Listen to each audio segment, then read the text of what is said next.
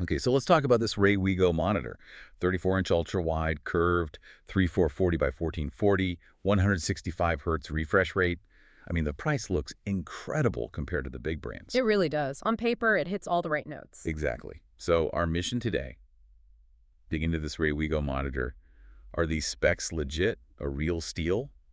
Or is it, just vaporware trying to hook you? That's always the question with these lesser-known brands, isn't it? The marketing, especially what you see on Amazon or Newegg, it definitely positions this for immersive gaming. Ticks all the boxes. Right. High refresh rate, ultra-wide. Yeah, and we did confirm some specifics from reviews out there. It's got that 1500R curve, which is pretty aggressive. Yeah. 300 nits brightness. Okay, not super bright, but standard. 99% RGB coverage, which is good for colors. And Visa mounting. Yeah. It was good to have that option. Yep, Visa mountable, and they claim an 18-month warranty. So, I mean, the spec sheet itself, it looks really promising. It paints a very nice picture. Okay, but Yeah. that's the official story. When we started digging into user forums, especially places like Reddit's Durbuild app, a totally different picture emerges, like major red flags around quality control. And this is where that gap often appears, right? Between the advertised specs and what actually shows up at your door. Buyers are talking about what we often call the panel lottery. Panel lottery, meaning you might get a good one. Or you might get one with serious issues. We're seeing reports of really bad backlight bleeding, that light leaking around the edges. Yeah, that drives me nuts. Especially. And dark scenes. Exactly. And also major panel uniformity problems. So colors and brightness looking patchy, inconsistent across the screen. Not what you want. And it wasn't just the panel, was it? I saw specific complaints about the stand, too. Oh, yeah, consistently. People calling it terrible, flimsy, just really poor build quality there, which hints at wider issues. So, okay, flimsy stand, potential panel issues. But that price is still tempting.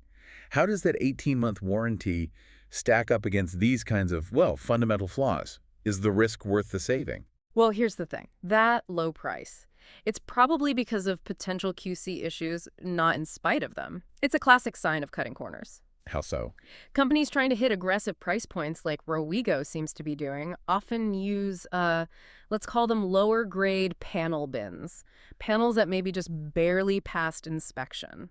Ah, okay. So not the top-tier stuff. Definitely not. Plus, cheaper internal components, maybe less robust construction overall, that increases the risk of defects right out of the box or even damage during shipping. So the backlight bleed, the uniformity. Those are telltale signs of that corner cutting you mentioned. Precisely. You might get lucky, you might win that panel lottery, but the odds seem stacked against you based on these reports. Right. So for you, the listener, maybe eyeing this monitor thinking, what a deal. What's the takeaway here? The main thing is, treat this monitor as high risk. Experimental, maybe. It's definitely not a reliable, safe bet for a long-term investment, even if the specs look good. Okay, high risk. So if someone still wants to roll the dice, what's the smart way to do it? Due diligence is absolutely key. Number one, only, and I mean only, order it from a seller with a super easy, no-hassle return policy. Preferably free returns. That return policy is basically your safety net. It's your only safety net, really. Second, the moment that box arrives, test everything immediately. Don't just plug it in and assume it's fine. No way.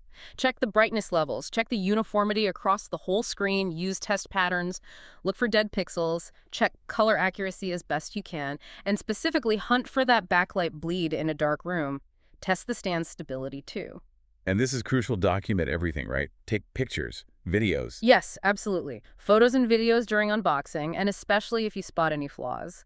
Clear evidence makes the return process way smoother if you need to send it back, which, let's be honest, seems like a real possibility here. So this deep dive really highlights that disconnect. The specs on the page can lure you in. But the actual quality control, the thing you live with day to day, that's the reality. Which leaves a really interesting question for you, the listener, to think about. How much risk, how much potential hassle testing, returning, maybe trying again, are you actually willing to take on just to chase that attractive price-to-spec ratio? Right.